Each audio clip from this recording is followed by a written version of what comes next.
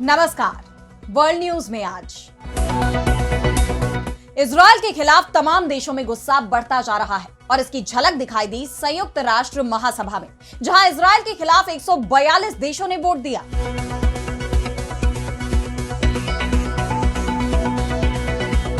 संयुक्त राष्ट्र महासभा में फलस्तीन के लिए 2 स्टेट सॉल्यूशन पर चर्चा हुई। इस दौरान अधिकांश देशों ने इस प्रस्ताव के पक्ष में वोट दिया, जबकि अमेरिका सहित कुछ ही देश थे जिन्होंने इसका विरोध किया, जिस पर इजरायली पीएम नेतन्याहू भड़क उठे। उन्होंने इस प्रस्ताव को मानने से ही इनकार कर दिया। तो संयुक्त राष्ट्र से पारित प्रस्ताव पर बौखलाए नेतन्याहू। फलस्तीन को लेकर इजरायल पर बढ़ रहा है अंतरराष्ट्रीय दबाव। इस पर हम करेंगे विस्तार से चर्चा, लेकिन आइए जरा उन खबरों को भी देख लें जिन पर आगे होगी बात। कतर पर इजरायली हमले को लेकर बड़ा खुलासा आया सामने। मोसाद ने पीएम नेतन्याहू का आदेश मानने से किया इनकार। उधर अमेरिकी राष्ट्रपति ट्रंप की कतर के शासक थानी से मुलाकात। रूस के खिलाफ जंग की तैयारी में जुटा नाटो। पूर्वी यूरोप में की ईस्टर्न सेंट्री को लॉन्च करने की घोषणा। रूस ने बेलारूस के साथ शुरू किया सैन्य अभ्यास। सुशीला कार्की बनी नेपाल की अंतरिम पीएम। सरकार में किसी और को नहीं बनाया गया मंत्री। राष्ट्रपति पौडेल ने 6 महीने में चुनाव कराने का किया ऐलान। और चलते चलते में देखेंगे दुनिया की पहली एआई मंत्री को अल्बानिया की सरकार में बनाई गई कैबिनेट मिनिस्टर। इन सभी खबरों पर हम विस्तार से करेंगे बात, लेकिन पहले एक नजर हेडलाइंस पर।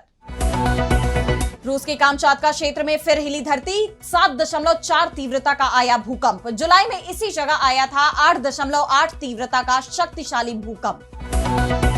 2027 में एससीओ समिट की मेजबानी करेगा पाकिस्तान। पीएम शहबाज शरीफ ने किया ऐलान। चीन में तियानजिन एससीओ समिट के 2 हफ्ते बाद की गई घोषणा।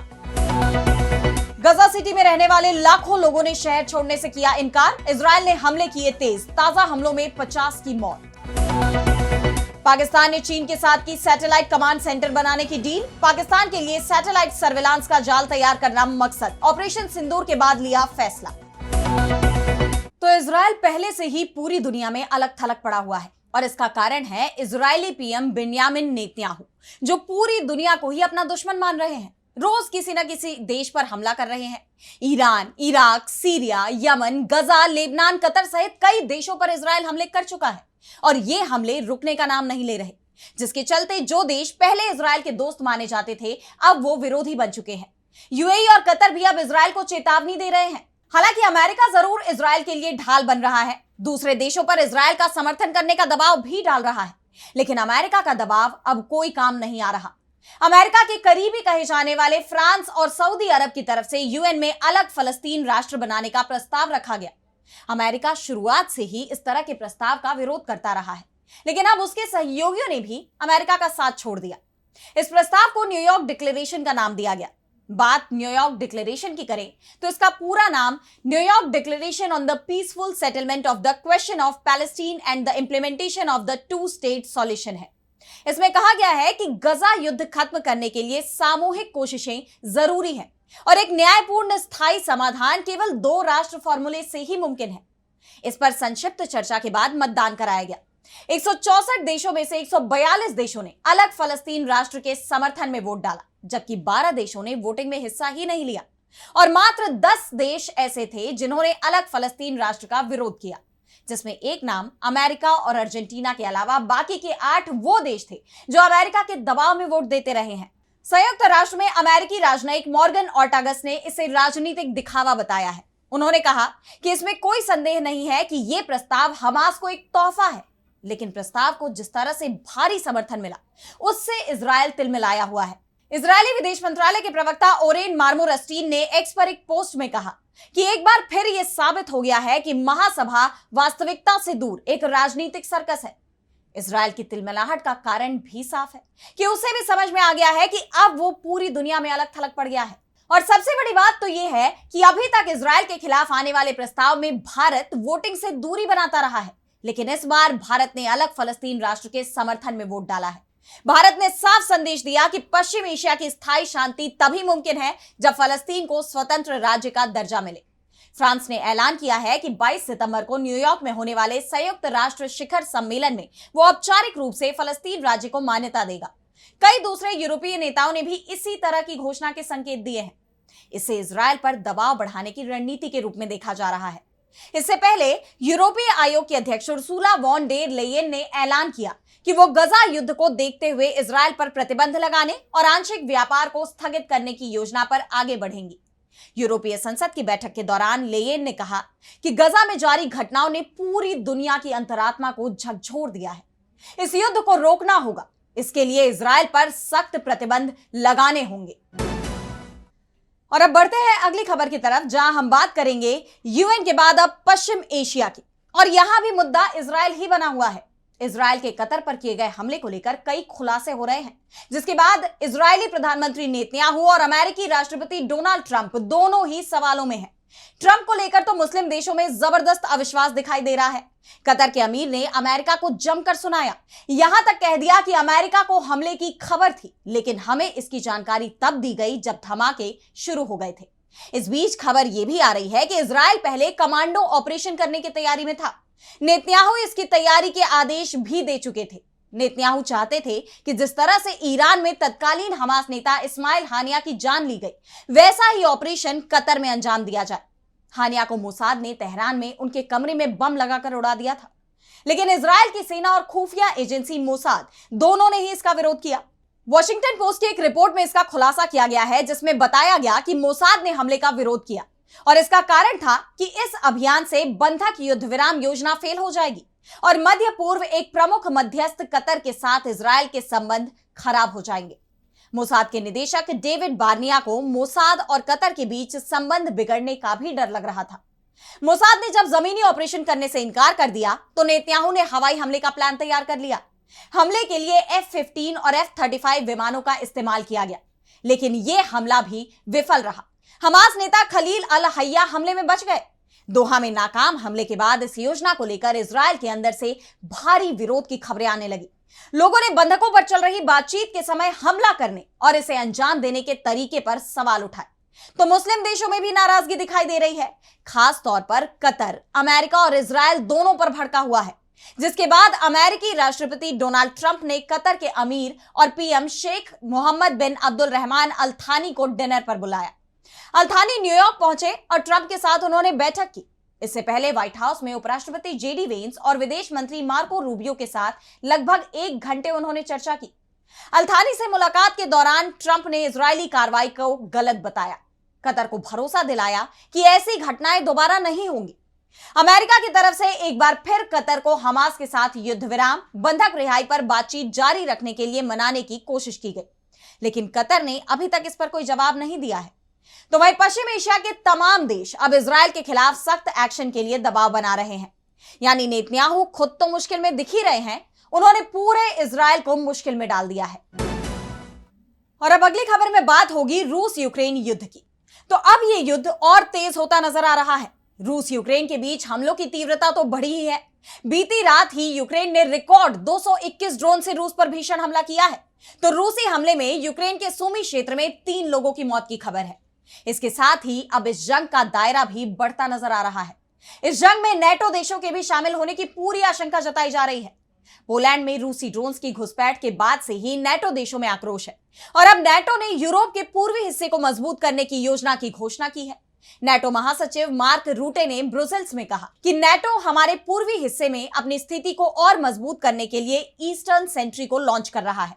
यह सैन्य गतिविधि आने वाले दिनों में शुरू होगी और इसमें Denmark, France, United kingdom, Germany सहित कई सहयोगी देशों की संपत्तियां शामिल होंगी। हालांकि रूटे ने रूसी ड्रोन की घुसपैठ को बड़ी लापरवाही बताते हुए कहा कि यह अस्वीकार्य है। वहीं अमेरिकी राष्ट्रपति डोनाल्ड ट्रंप की तरफ से इस घुसपैठ को एक गलती बताए जाने का खंडन करते हुए पोलैंड के प्रधानमंत्री डोनाल्ड टस्क ने कहा कि हम भी यही चाहेंगे कि पोलैंड पर ड्रोन हमला एक गलती हो, लेकिन ऐसा नहीं था और हम ये जानते हैं। जिसके बाद यह साफ हो गया है कि नेटो देश अब रूस के साथ सीधी जंग की तैयारी में जुट गए हैं। तो रूस भी पीछे हटने को तैयार नहीं है, उसकी तरफ से भी मजबूत तैयारियां की जा रही हैं। रूसी राष्ट्रपति आवास क्रेमलिन ने घोषणा की है कि रूस और यूक्रेन के बीच शांति वार्ता स्थगित कर दी गई है। रूसी पक्ष शांतिपूर्ण बातचीत का रास्ता अपनाने के लिए तैयार है, लेकिन यह सच है कि यूरोपीय देश इसमें बाधा डाल रहे हैं। यही नहीं, रूस ने बेलारूस के साथ बड़े पैमाने पर सैन्य अभ्यास भी शुरू कर दिए हैं, जिसे जंग की तैयारी के रूप में देखा जा रहा है। रूसी रक्षा मंत्रालय ने कहा कि इसका उद्देश्य कमांडरों और कर्मचारियों के कौशल, सहयोग के स्तर और क्षेत्रीय एवं गठबंधन सैन्य समूहों के क्षेत्रीय प्रशिक्षण में सुधार करना है। हालांकि उन्होंने यह भी कहा कि इस सैन्य अभ्यास का पोलैंड में ड्रोन घुसपैठ से कोई संबंध नहीं है, लेकिन जिन हालात में यह अभ्यास शुरू हुआ है उससे यह साफ है कि अब यह जंग और भयानक रूप ले सकती है। और अब अगली खबर में बात करेंगे नेपाल की। तो नेपाल आखिरकार शांति की तरफ बढ़ रहा है। सुशीला कार्की नेपाल की अंतरिम प्रधानमंत्री बन गई हैं। वैसे तो यह फैसला भी काफी मुश्किल नजर आया। प्रदर्शनकारी जेनजी और सेना के बीच कई दौर की वार्ता हुई, जिसके बाद पूर्व चीफ जस्टिस सुशीला कार्की का नाम पेश किया गया, लेकिन फिर संसद भंग करने को लेकर राष्ट्रपति रामचंद्र पौडेल के साथ सहमति नहीं बन पा रही थी। हालांकि सुशीला कार्की को पद और गोपनीयता की शपथ दिलाने के साथ ही राष्ट्रपति पौडेल ने उनकी सिफारिश पर संसद भी भंग कर दी। राष्ट्रपति कार्यालय से जारी नोटिस के मुताबिक सदन 12 सितंबर 2025 को रात्रि 11 बजे से भंग हो गया। राष्ट्रपति ने नए संसदीय चुनाव कराने की तारीख 21 मार्च 2026 तय की है। राष्ट्रपति पौडेल ने कहा कि नई कार्यवाहक सरकार को 6 महीने के अंदर नए संसदीय चुनाव कराने का दायित्व सौंपा गया है। यानी नेपाल अब लोकतांत्रिक तरीके से अपना भविष्य तय करने की राह पर नजर आ रहा है। नेपाल के इतिहास में सुशीला कार्की देश की पहली महिला पीएम बनी है। वो देश की पहली महिला चीफ जस्टिस भी थी। उन्होंने बनारस हिंदू यूनिवर्सिटी यानी बीएचयू से पॉलिटिकल साइंस में पोस्ट ग्रेजुएशन किया है और भ्रष्टाचार के खिलाफ अपने सख्त रवैये के लिए जानी जाती है। शायद यही वजह रही कि प्रदर्शनकारी जेनजी उनके नाम पर सहमत हुए। हालांकि इन युवाओं ने सरकार का हिस्सा बनने से भी इनकार कर दिया। उनका कहना है कि वो बाहर से ही सरकार के कामकाज की निगरानी करेंगे। दिलचस्प बात यह है कि अंतरिम पीएम की नियुक्ति तो हो गई, लेकिन फिलहाल किसी और को मंत्री नहीं बनाया गया। ऐसे में सुशीला कार्की के कंधों पर बड़ी जिम्मेदारी है। वैसे नेपाल में पहले से ही वो काफी लोकप्रिय रही हैं। 2017 में जब वो सुप्रीम कोर्ट की चीफ जस्टिस थी, उस दौरान उनके खिलाफ प्रचंड सरकार ने महाभियोग भी लाया था, लेकिन जब कार्की के समर्थन में सड़कों पर जन सैलाब उमड़ आया तो प्रचंड सरकार को भी बैकफुट पर आना पड़ा और महाभियोग प्रस्ताव वापस लेना पड़ा। और अब युवाओं ने ओली सरकार का तख्ता पलटकर सुशीला कार्की को सत्ता की कुर्सी पर बैठाया है। भारत के प्रधानमंत्री नरेंद्र मोदी ने भी उन्हें बधाई दी। उन्होंने एक्स पोस्ट में लिखा कि नेपाल की अंतरिम सरकार की प्रधानमंत्री के रूप में पद ग्रहण करने पर माननीय सुशीला कार्की को हार्दिक शुभकामनाएं। नेपाल के भाई बहनों की शांति, प्रगति और समृद्धि के लिए भारत पूरी तरह से प्रतिबद्ध है। फिलहाल नेपाल में हालात पहले से बेहतर हैं। प्रदर्शन के चलते जो नुकसान हुआ उससे उबरने की कोशिश हो रही है। काठमांडू में लगा कर्फ्यू भी हटा दिया गया है। आम जनजीवन पटरी पर लौट रहा है। ऐसे में अब यह देखना दिलचस्प होगा कि कार्की के नेतृत्व में नेपाल का भविष्य किस दिशा में आगे बढ़ता है। और अब चलते चलते में बात करेंगे दुनिया की पहली एआई मिनिस्टर की। जी हां, अल्बानिया ने टेक्नोलॉजी की दुनिया में एक बड़ा कदम उठाया है।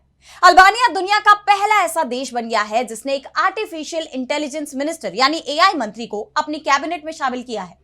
इस अनोखे मंत्री का नाम डिएला है, जिसका मतलब अल्बानियाई भाषा में सूरज होता है। ये मिनिस्टर कोई इंसान नहीं है, बल्कि पिक्सल और कोड से बनी एक वर्चुअल कैबिनेट मेंबर है। अल्बानिया के प्रधानमंत्री एडी रामा ने अपनी नई कैबिनेट का परिचय कराते हुए डिएला को पेश किया और बताया कि इसका मुख्य काम देश को भ्रष्टाचार मुक्त बनाना है। रामा ने कहा कि डिएला विशेष रूप से पब्लिक टेंडर्स की निगरानी करेगी ताकि उनमें 100% पारदर्शिता यानी ट्रांसपेरेंसी रहे।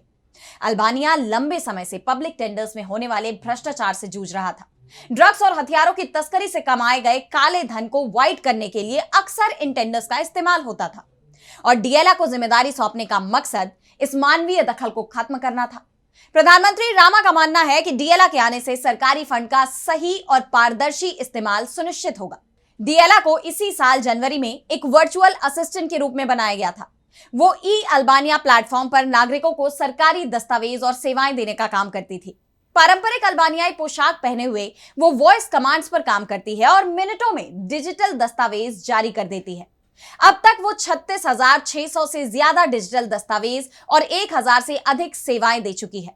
ये कदम अल्बानिया के यूरोपीय यूनियन में शामिल होने की कोशिशों से जुड़ा हुआ है। भ्रष्टाचार पर लगाम लगाना यूरोपियन यूनियन में एंट्री के लिए एक अहम शर्त है और डिएला इस दिशा में अल्बानिया की छवि सुधारने में अहम साबित हो सकती है। ऐसे में अब क्या डिएला वाकई अल्बानिया को उसका मकसद हासिल करने में कारगर साबित हो पाएगी, ये देखना होगा।